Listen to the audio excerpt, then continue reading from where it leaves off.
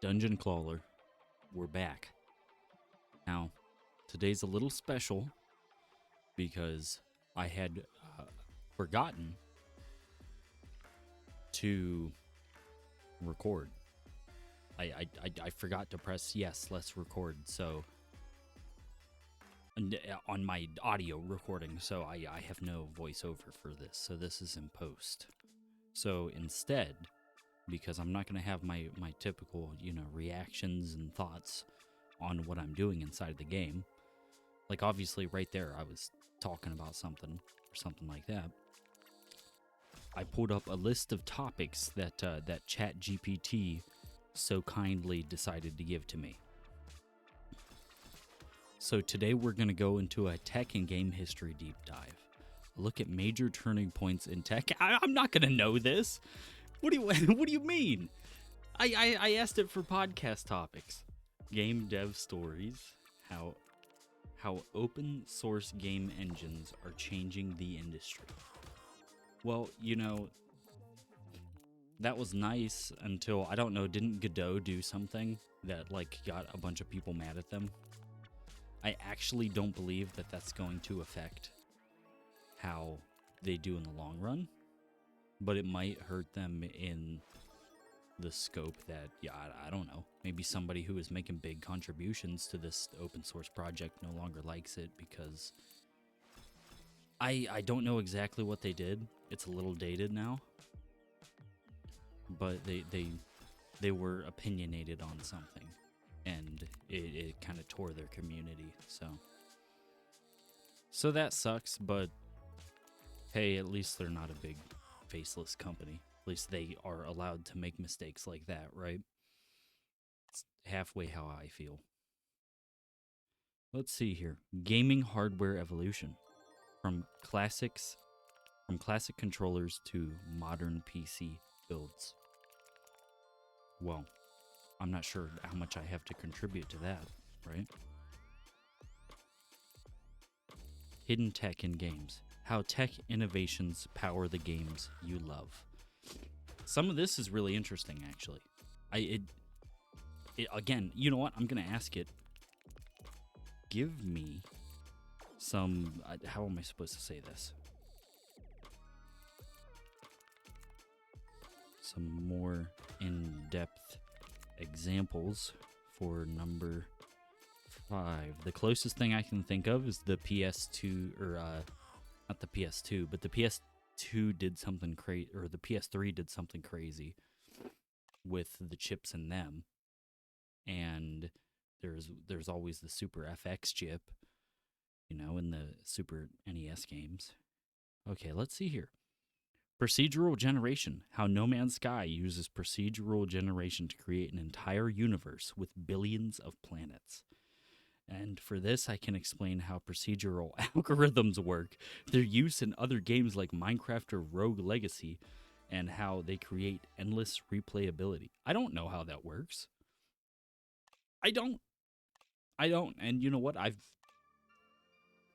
developed a game before, or at least tried, with varying levels of success. It's about petting cats. AI in NPC behavior. The dynamic NPC interactions in the Elder Scrolls V, Skyrim, and Red Dead Redemption 2. Discuss how AI routines allow NPCs to follow daily schedules, respond to player actions, and simulate living worlds. That's one of those things that's kind of a slippery slope, because on a surface level, it can be really simple. You can simplify, AI pathfinding and things like that. But the deeper you get into it, the far more complicated it gets. Because let's think about it, right? Using Skyrim as an example, I like this. Using Skyrim as an example, right? You have characters that follow a certain path during the day-night cycle, right? So you have the characters in the morning. They go through their morning routine, and maybe all their morning routine is outside, and then their afternoon routine is inside. So if you want to get a stealth kill on them, You know, you can pick the lock into their house in the afternoon, go inside, and fuck them up. Or, yeah, I don't know. That's that. What do you mean, or? That's it. That's their cycle, right? So on paper, what? You make them be in one location in the morning and one location in the afternoon. There you go. But what people fail to recognize is, like, how are you going to make them path from there? And then if you have a village full of people, now you're going to have to worry about the pathings crossing. And after you start having to worry about the pathings crossing, you're also going to worry about varying the dialogue. You know, let's make sure that they're kind of plain text, the introductory, hey, I'm going to say hi to you, you're going to say hi back, that dialogue that happens. If it's anything that might be sort of generic, like, oh, the weather's beautiful today, you know, I took an arrow to the knee, you know, just the random one-off conversations you might have. Not the one-off ones, you know. It can get pretty complicated. So yeah, I like that one. I'm not sure how much I have to contribute to that either, really. I'm just repeating things that you probably already know. Game physics engine. The physics engine in Half-Life 2, well, I'm playing that right now. I don't even know. Physics engine in Half-Life 2, I know historically, see, this is something I'll have to discuss after I finish the game and I watch the documentary on it, because I really, really want to see that. Animation systems, rendering techniques. It's citing a lot of games I don't play. Like, I haven't played Cyberpunk. I don't play Minecraft anymore. No offense to both of those games. I really want to play both, but they just don't fit into my repertoire right now. Network and multiplayer tech, how Fortnite, don't play that, or Rocket League, I don't play that, manages seamless online play with millions of players. Talk about the complexities of networking, dedicated servers versus peer-to-peer, and how games minimize lag and packet loss. Oh man. Again, something I don't know anything about, but I do have something to contribute here. And it's that networking is hard. It can be very simple. You know, if you're doing what I just did, I just set up a NAS, and I have a media server running, and I also have a VPN running, right? All of that can genuinely be really simple to do. And I did it in a very simple way. The technical issues come with that you never have. And maybe I'm missing something, but I never get like a good diagnostic back unless I'm like running commands for diagnostics. Like I'm using TrueNAS, which is an operating system that functions your NAS, right?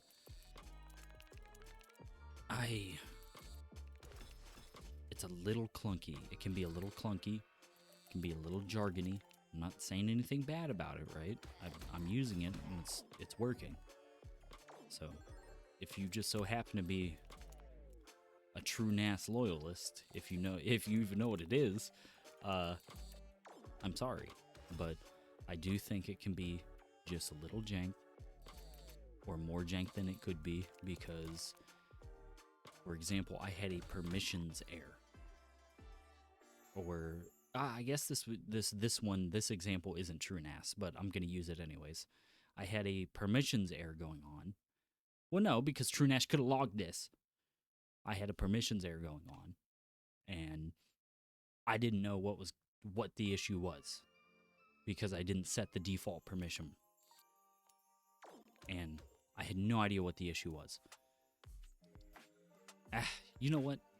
Most of these issues come from me accessing things outside of TrueNAS, so I don't think it's fair for me to put it on TrueNAS. But what I'm not going to do is back away from I think TrueNAS can be a little jank, because I do. I think it could use less jargon and get the point through.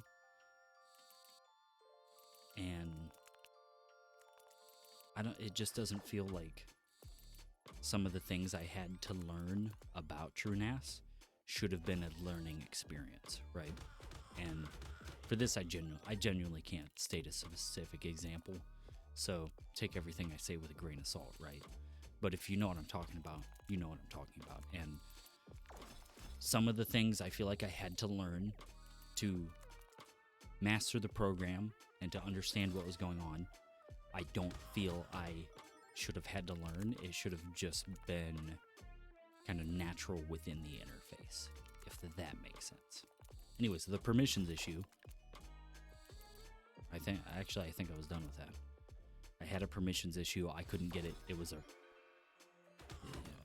permissions error, and that was really embarrassing because I totally shut down the NAS, uninstalled all of my applications. Like I couldn't figure out what was going on.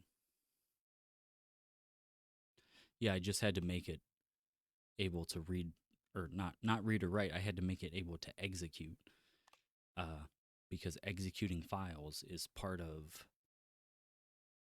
Unix systems, how they navigate files within the share that I was using, ZFS share. Keep in mind, I don't know what I'm talking about, right?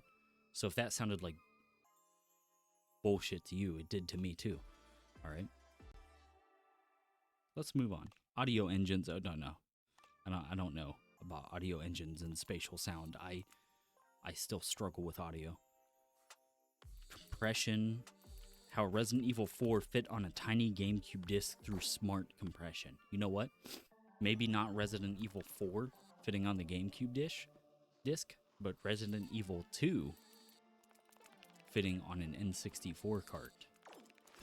I just watched Modern Vintage Gamer's video on that, and it was impeccable. I implore you after seeing this to look up Modern Vintage Gamer on YouTube here and watch that video, because he does such a great job. It's like a documentary. I was glued to the screen just trying to learn more about how Resident Evil was ported from the PlayStation 1 to the N64 and how amazing of a job that team did. Either it was a team or it was one person. No, the one person was incredible. It was like a 17-year-old from somewhere, and he was working on Dragon's Lair and getting it on the Amiga, and it was like the one-for-one version of Dragon's Lair. And the way that he did it was using tools that like took a frame and converted it into, you know, more pixelated textures that would fit on the Amiga. Is textures the right word? Yeah, I'm not sure. That was cool. So look up Modern Vintage Gamer. He has both of those videos. They're great. Procedural animation systems. Example: Spore's creature creation system, generating unique character animations on the fly. AI-driven storytelling. Shadow of Mordor's Nemesis system, creating personal stories with rival characters.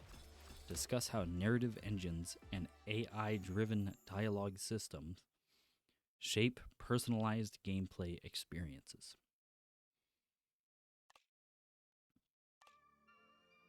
Well, I don't know. It's a little fishy. The AI told me that, huh?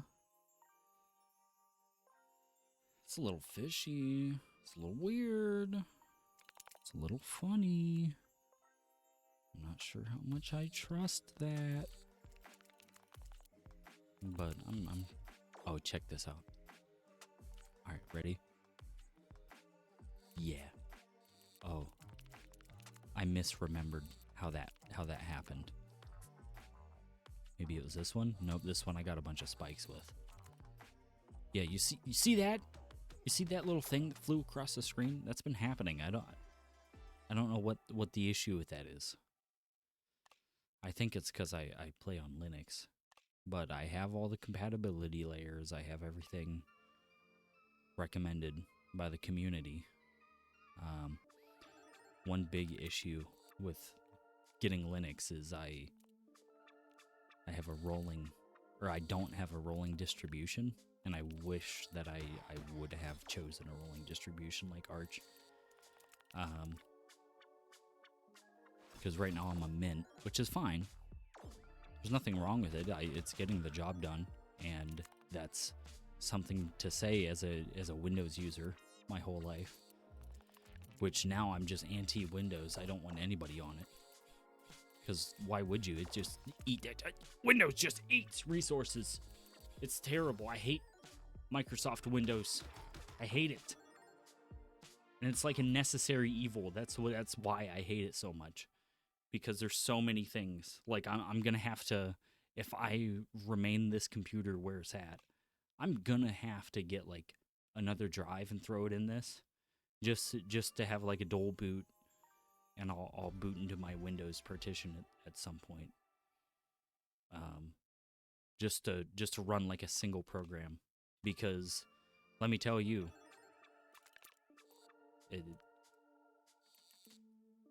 the compatibility tools are not all the way there.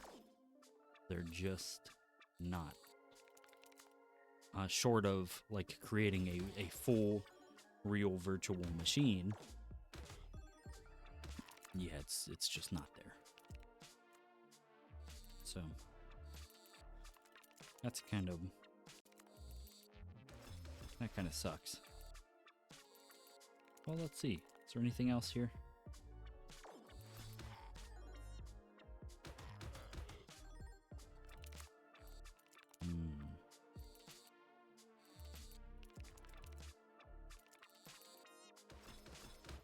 Open source success stories. Free open source free open source. What does FOSS mean? I forgot already. Free open source. What is the other S? Free open source software. Yeah. That was just a brain fart. Because I'm FOSS everything. I'm FOSS everything, and if you're not, you should be. That's the issue. I mean, if you're not, it's probably for a good reason, because there's some convenience that come with the not free and open source stuff that can't be understated. But for the most part, you should be. You should be using free and open source software. Starting with Linux, a beginner-friendly guide to switching to Linux. I did. Just recently. Just do it. You'll figure it out. Switch to Mint. You'll figure it out. I mean, unless there are some games that you absolutely can't live without, which is probably a lot of people. But if you're playing the most popular stuff right now, if you're not like me, and, well, I don't know, there's like a middle ground, right? If you're playing some kind of old PC games, I'm not talking some really old stuff. I'm not talking some stuff that you can run in a DOS box, I'm talking some no longer supported, like, 2012 games. I just had this experience with Worms, and I contacted the people with the exact issue. And the exact issue had been stated on many forums, and it was a simple issue. They just needed to update something. I can't remember. Update their libraries. So all they would need to do was reissue a new update with some of their resources having hit the update button. Essentially, I'm trying to simplify this, right? And it would have fixed the broken installation and not made me... I had to get into it and create symbolic links from a broken install that is no longer used to a newer one, or some some garbage like that. It was terrible. To play Worms. I wanted to play Worms, man. And I sent customer service a thing, and I was like, hey, here's exactly how to fix this. And they sent me a question back asking me, first of all, they said, we don't support Linux. We don't do that. But, you know, we'll try to help. And I was like, all right, but I already fixed it. They were like, thanks. Glad you fixed it. We'll definitely tell somebody about this. Bye. You know, there was no, like, real... there was no real... And, you know, that's probably not what a customer support person is going to be doing anyways. Most of them get their voices just stomped on. Sadly. It's why I moved away from HR and more customer service-y type of positions, because if you're not just like... At some point, you have to just be a narcissistic, aggressive, mean person to thrive in a role like that. And it's not for me. And I mean to thrive in a role like that. Don't you know, if you work customer service and you're a good, nice, honest person, I'm glad. I'm happy. Please keep doing it. We need you. But I think a lot of customer service people would just end up getting into the role and they get yelled at all the time. And for them to be a valuable agent, they're going to have to learn to ignore the opinions of who they're talking to and just go through the motions. I think it happens a lot, and it's sad. Because when somebody reaches out who's trying to actually help, like me, you know, it's not as easy for them to push information, right? You know, I'm not really sure when I discover, because I'm gonna cut back in here, and it's gonna be me when I recorded this. I found out at some point and changed it, so we'll see. Look here, everyday tech hacks. Switch to Linux. Beginner's Guide to Tech Projects. Oh man, it made everything tech related, didn't it? I just noticed. Yeah, that makes sense because of the way I talk to it. And I think I told it at some point, like, always remember that I have a preference for free and open source programs for FOSS, and it's been it's been really good at maintaining that. It'll recommend me maybe not even the best solution sometimes because it found the second best free and open source solution, which is what I want. I'm not using DaVinci Resolve. I'm not using DaVinci Resolve. No! I'm using Shotcut. Because we don't need DaVinci Resolve. Okay? We don't need... I should probably... DaVinci Resolve is a really good program. I should probably be doing this to something that, like, doesn't make sense. That people are, like, paying for, and there's better solutions. I don't know, is anybody paying for something that's not OBS? I'm sorry if you are.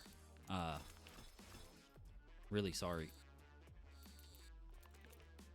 OBS just has like a whole industry relying on it. It's crazy. Let me think.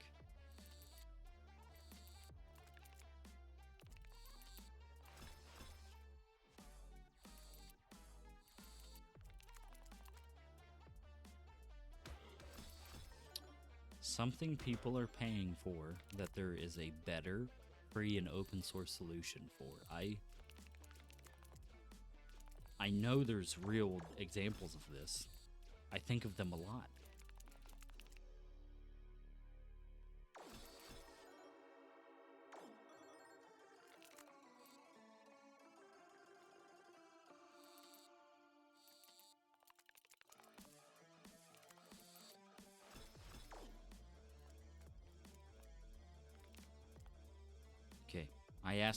You know what I did?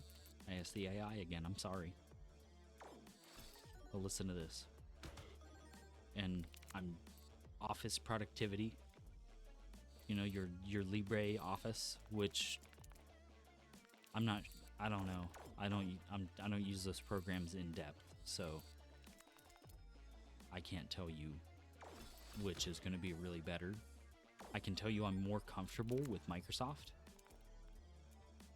Just because they showed me that in school, though, which, oh man, that's something that really ticks me off. Here's our topic. Is the Myers Briggs personality test is a scam. It's a scam. If you believe in the Myers Briggs personality test, you believe in a scam. I'm sorry. Not a scam. Let me reword that. It's not a scam. But they're profiting off of it.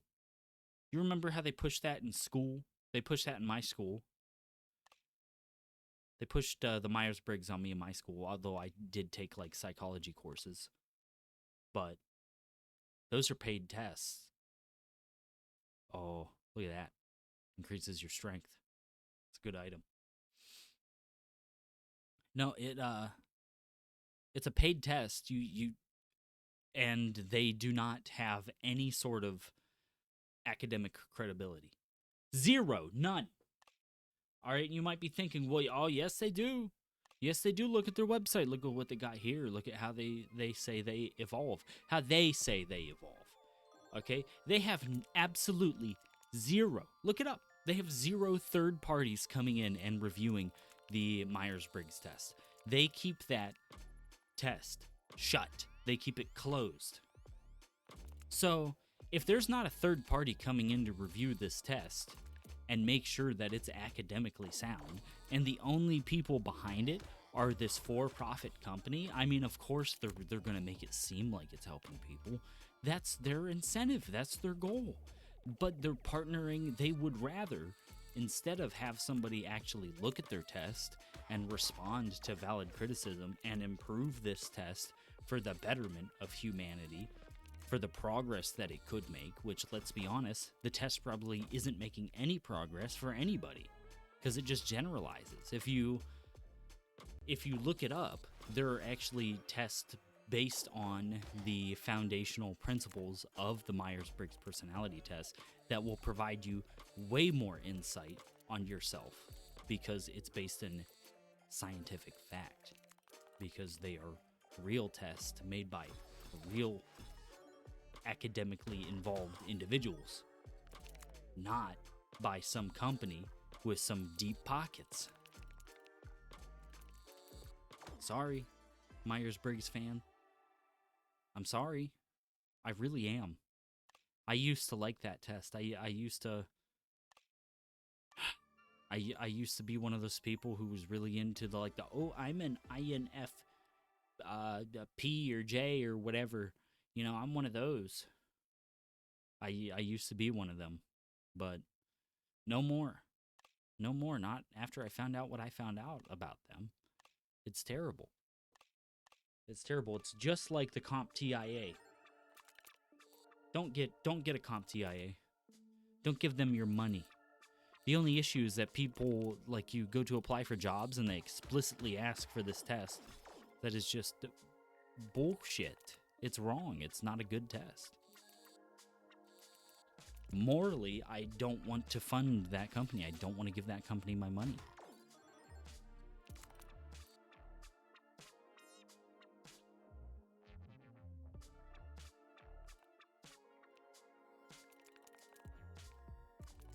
Yeah, not a fan. Not a fan. I really hate the CompTIA too. Both of those tests. I am not as informed on the CompTIA as I am about the Myers-Briggs test. So maybe CompTIA is better, but I doubt it. I doubt it. I'm sorry, I doubt it. I really, really doubt it. It's sad. It's true. It's sad. But I doubt it. Whatever.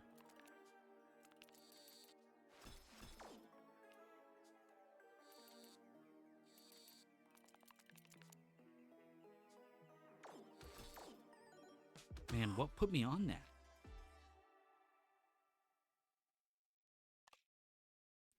Oh, it recommended GIMP versus Photoshop, but Photoshop just blows GIMP out of the water. I'm sorry. Like there is still a really valid reason for Photoshop existing.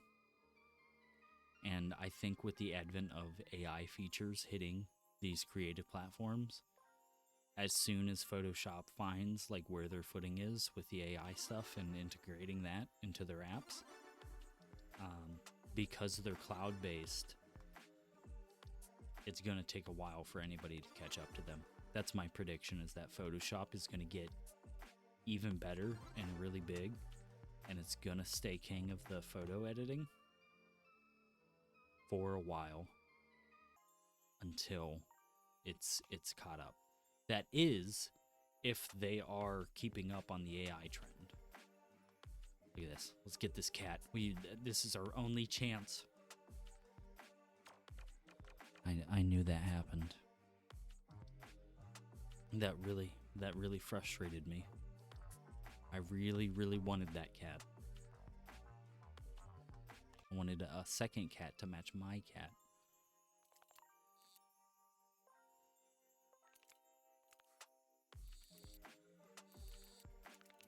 Oh, there's also Kden Live. I don't know, really it's Open Shot. Those are two other video editors close to Shotcut. I just picked Shotcut because I don't know why. Audio editing. Audacity, which still looks like it's from the 2000s, early 2000s. It looks like a Windows XP app still. Audacity could really use like a skin or something, some sort of overlay. But it's worked for me. It's been good. I'm not using it now, but you know, who knows, in the future I might have some need for it. I was going to use Audacity and a plugin with it to try and auto-tune some singing and see if I could like make a service based on me like auto-tuning you and turning your voice into a song, you know, using the MIDI file to match what you sang to whatever song I have. It doesn't seem like something that should be that difficult to do, in my opinion, with how technology is right now, but I couldn't get the plugins running on Linux. So, you know, it's for another day, I guess.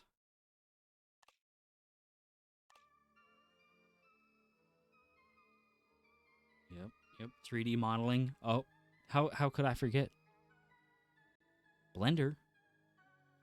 Industry standard for 3D modeling, animation, and even video editing. Blender.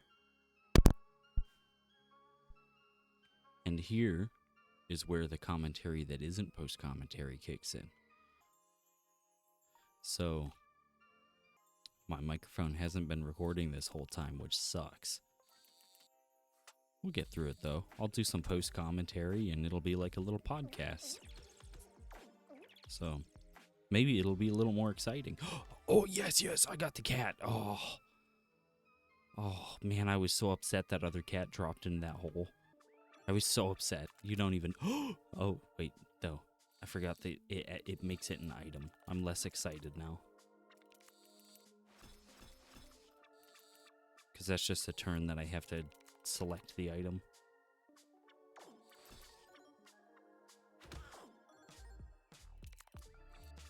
And it's still worth it.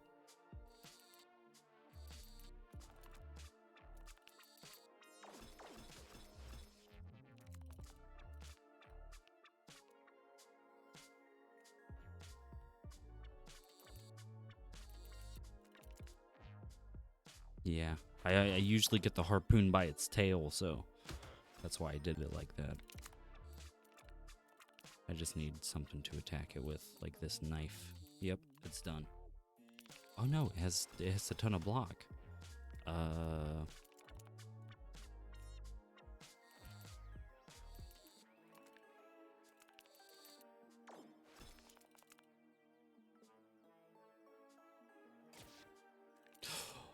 I missed it.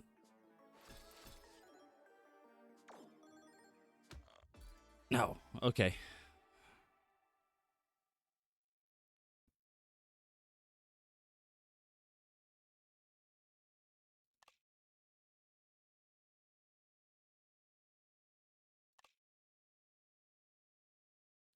Yeah, do I really want that? I think my block is doing fine right now.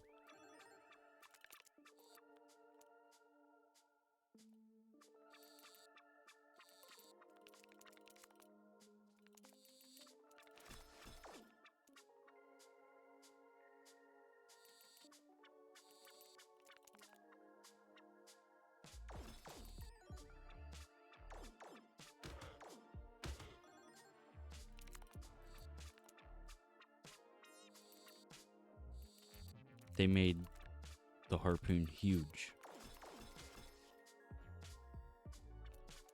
No!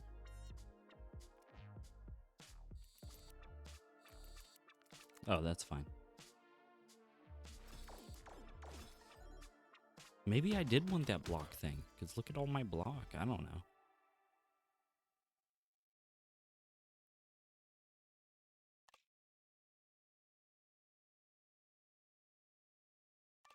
No, I don't want it.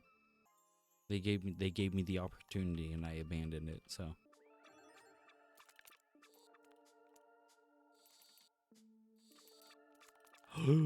How was that even hooked on there? And it went first, so I got 2 of them.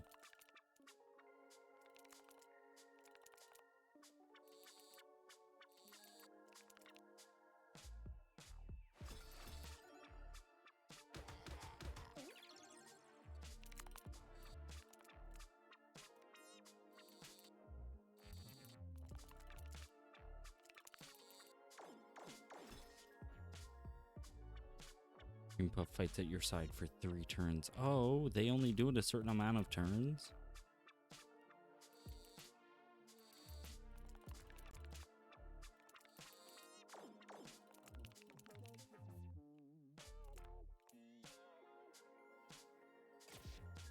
Yeah.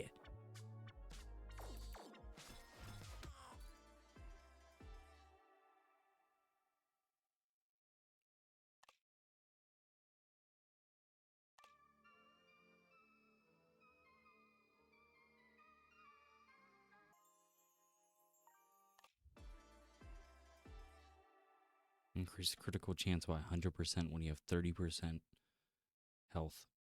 Is it exactly 30%? Still the best option we had there, like by far, I think.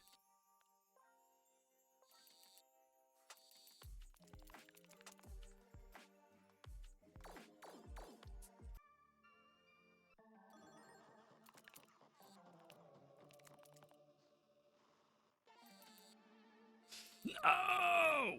Cream Puff!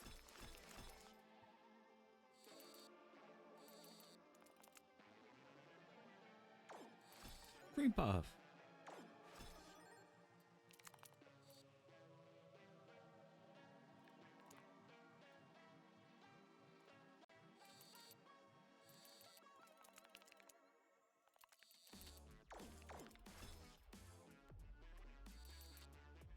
Yes. That's perfect.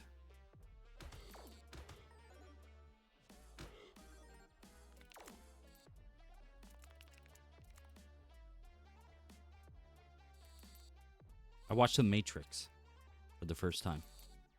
It's a really good movie. If you've never seen The Matrix, you should check it out. It's worth the watch today still. And it seems really cheesy, but they honestly, they execute on the concept really well. I would say, at least. But, you know, that's if you trust my opinion. So, check it out.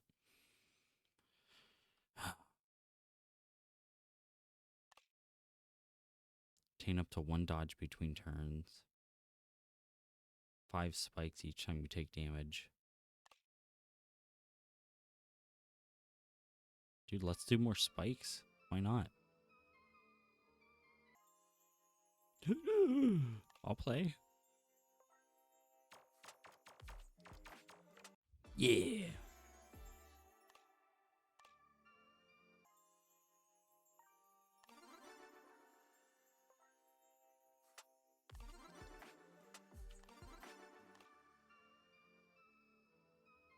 Shit's getting expensive.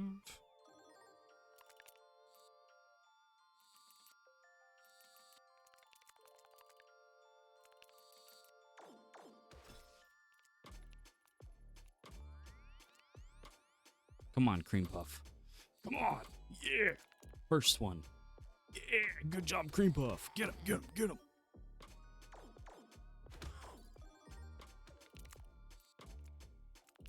I want another pet.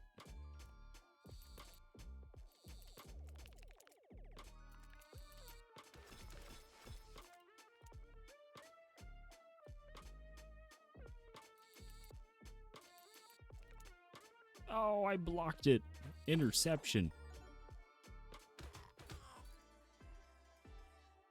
Yeah, the Matrix is really good, and the CGI holds up incredibly well. Because it's one of those movies that has like a really good mix of CGI and practical effects, I think at least.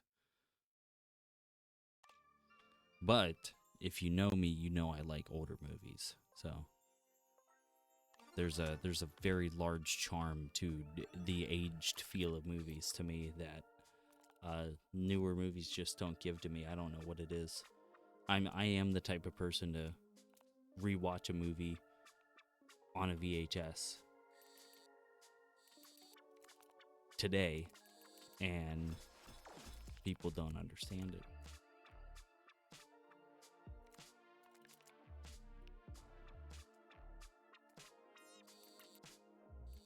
Oh!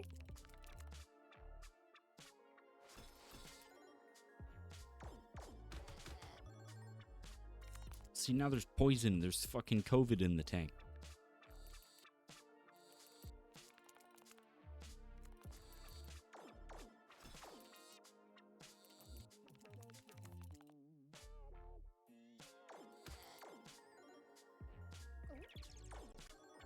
Oh, really? You're just gonna heal everybody? That's nice.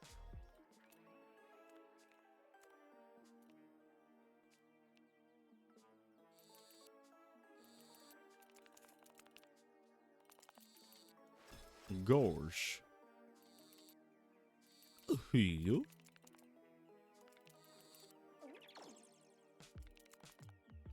I'm gonna do it like right here. Yeah, got him. Got them all.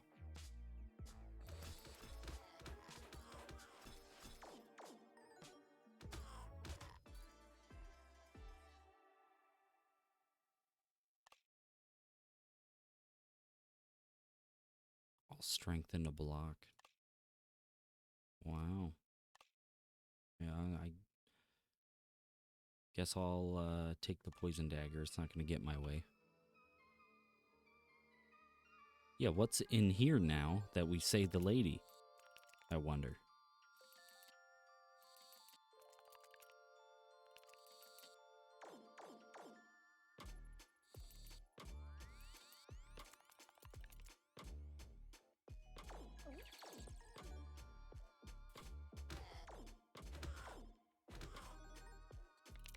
What is this effect? It deals 1 damage to the attacker when being attacked. Okay.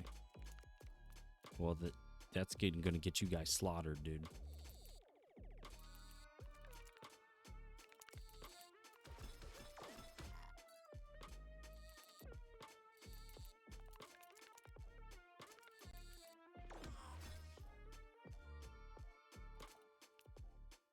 Kuching.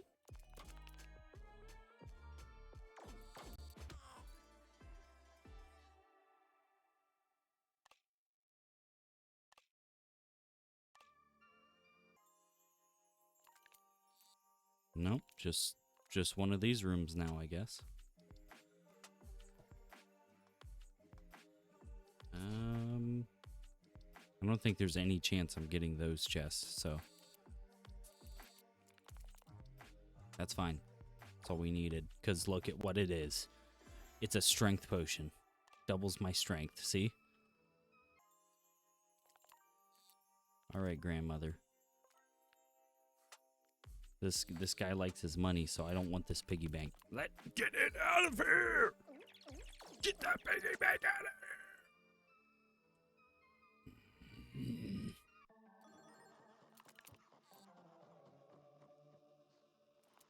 First of all, extra cat.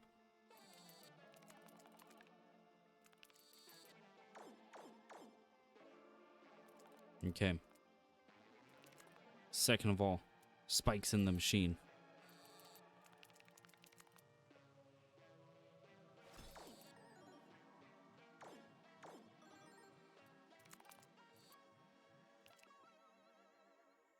Third most, harpoon.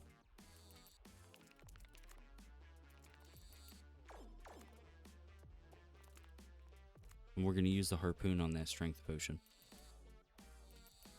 Oh.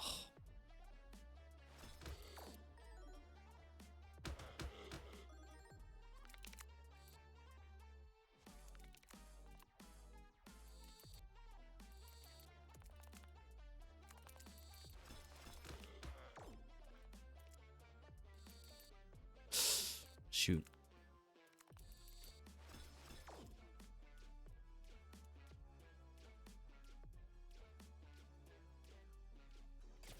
Got it. Yeah. Oh, yeah. Oh. You're done. You're done. You're done. Oh my god. No. We don't need endless on that. Oh, check it out. That was good. Damage dealt 5.39 thousand. Damage healed 1.59. That might have been our best run. Hold on, let's I didn't know we could see those player stats. Can we review? No. Oh, that sucks. But we can see who we beat it with. So we won with her. We won with the OG Count Clocula, Dolly, and we need wins on everybody else. And we need to unlock this guy by doing over 50% block retention. So I'm thinking we find a character who deals in block. You start each fight with a beaver dam and 4 strength. Use wood items to increase the block of the dam by the value of your strength. Receive 1 strength each time it takes damage. Permanently increase itself by 3 if it survives a fight. That's interesting. Has a 3-second time limit to use the claw. Gets 100% more coins. Well, he would have been perfect. He's perfect for all those builds that I've been doing. 1 strength each time you fill the machine with liquid. The second claw is always a tentacle claw. It spreads its tentacles when it's submerged. All items get removed. Yeah. We never beat it with... Oh, yeah, we did beat it with Greg. Increases block by 5 when only collecting a single item. Use second claw, always a harpoon. Items collected with the harpoon are used twice. Yeah, yeah. We could turn this into a block build. I'll have to think on it. Thanks for watching.